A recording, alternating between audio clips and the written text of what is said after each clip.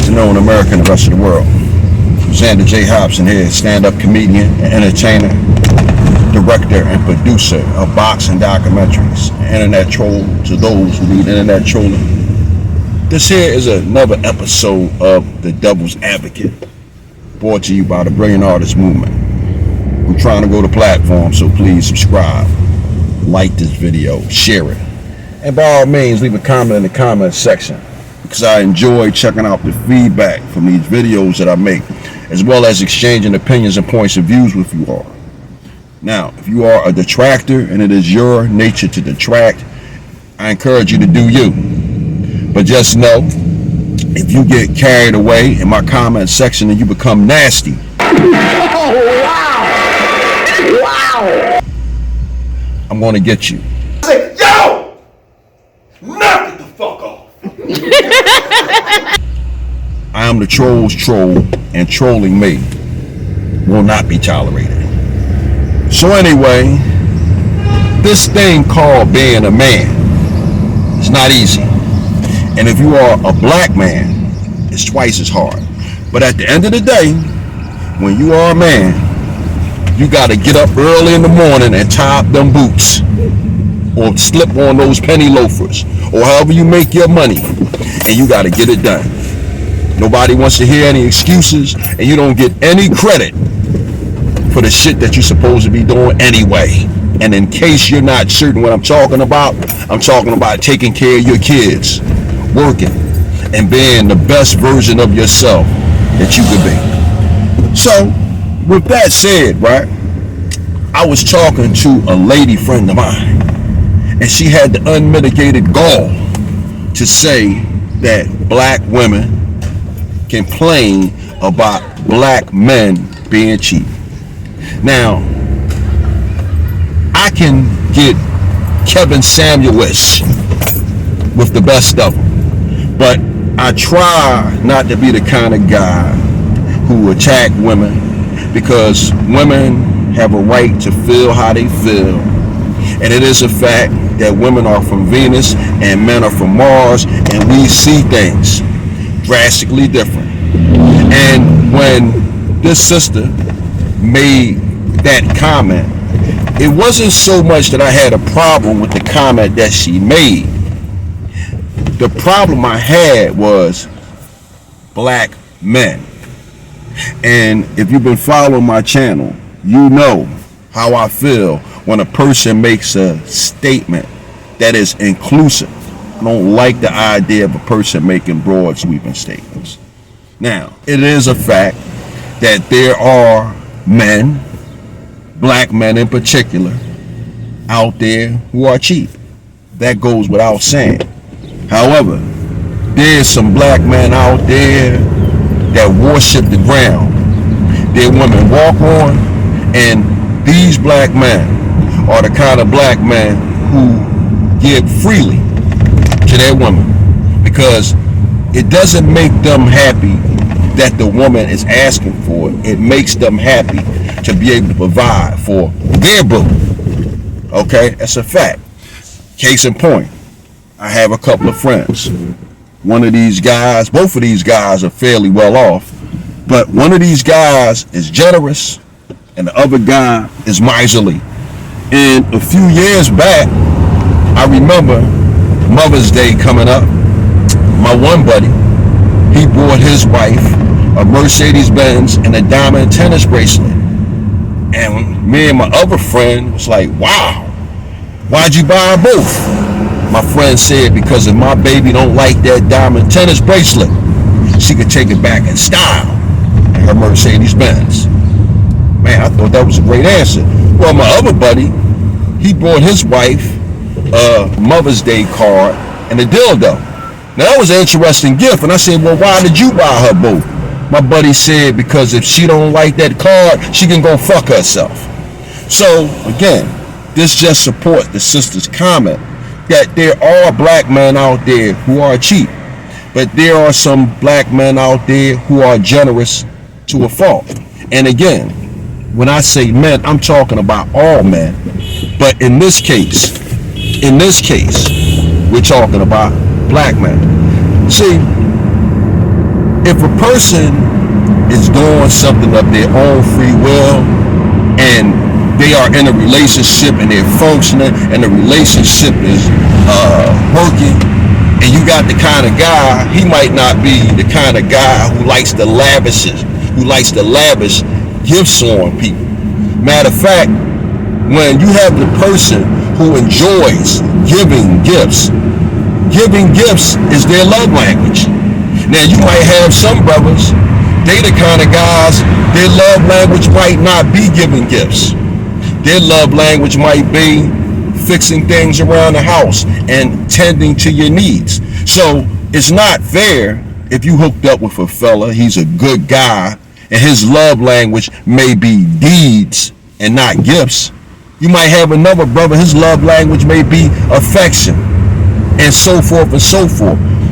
So it doesn't make a guy cheap or a bad person because his love language isn't giving gifts. Everybody likes gifts, and I think everybody wants gifts, and everybody wants to be given presents and surprise. But it is irresponsible and downright egotistical and self-centered for a woman, any woman, to expect a man to go out here and double and triple his efforts in order to make her happy. Now again, if this is someone's love language where services is a part of their love language and it makes them feel good to go above and beyond the call of duty for their boo, then that's cool. But you can't place that same yoke around the neck of a man, and that's not his love language. Again, case in point, you might have a couple, they're in the groove, they're working, and they're vibing, they're in the sync, and all of a sudden, the wife might decide, baby, we need a house. And the husband may say, well, babe, that will create a financial burden for us, and I don't like the idea of that pressure being put on me because I feel it's more than I'm willing to do. Hey, you just do and say what you want to do and say, but at the end of the day, if you push that issue, that can create a problem in the relationship. I know a bunch of couples who broke up because it came down to money. And again, the woman thought that the husband should double his efforts in order to make her happy. Now, in most relationships, men understand that it takes more to make a woman happy than to make a man happy. Case in point, you might have a couple of guys out and they might say, yo, man, I'm hungry. Man, I'm hungry too. Let's go get a hot dog. Let's run to McDonald's, and so forth and so forth. Well, if you were a woman, we're not saying all women, but we're saying a lot of women. And in fact, many of the women that I know, they don't want to go to a hot dog stand. They don't want to go to Burger King or something like that. They don't want that fix, that quick fix that will kill the hunger. Now, that's not to say that they want to go out to a 5-star restaurant, but the kind of women I know, they don't want a hot dog stand. They might want something like yogurt or fruit or banana. And again, doesn't make them bad. It just takes a little bit more to make women happy than to make men happy.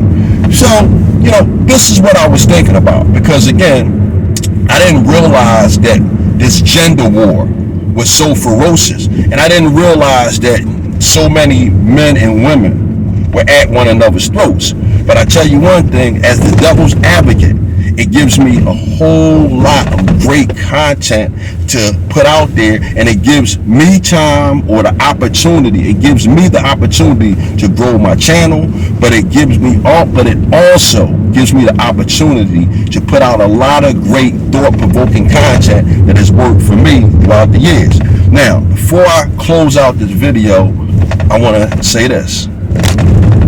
It's one thing for a woman to expect a man to double his efforts in order to satisfy her fancy. And it's another thing for a man not to double his efforts in a situation where his woman falls victim to poor health. Well, the woman should do that too. But in the case such as that, if a man is with a woman and she should fall sick, well, again, that goes with the wedding vows. Through better or worse, through sickness and health, and so forth and so forth and so forth. And personally, I feel the same way if you are just in a relationship with a person. If you are in a relationship with a person and y'all dig each other, and that person should fall victim to poor health or accident or something, in my opinion, I think the honorable thing to do would be to help your person or help your mate soldier through it. And it goes the same for women. So this is what I was thinking about. Are there some black men out there who are cheap? Yes, they are. Then there are other black men out there who are generous, then there are other black men out there who are generous to a fault. Then you have a lot of black men who fall somewhere in the middle. And as I close this out, I want to say this.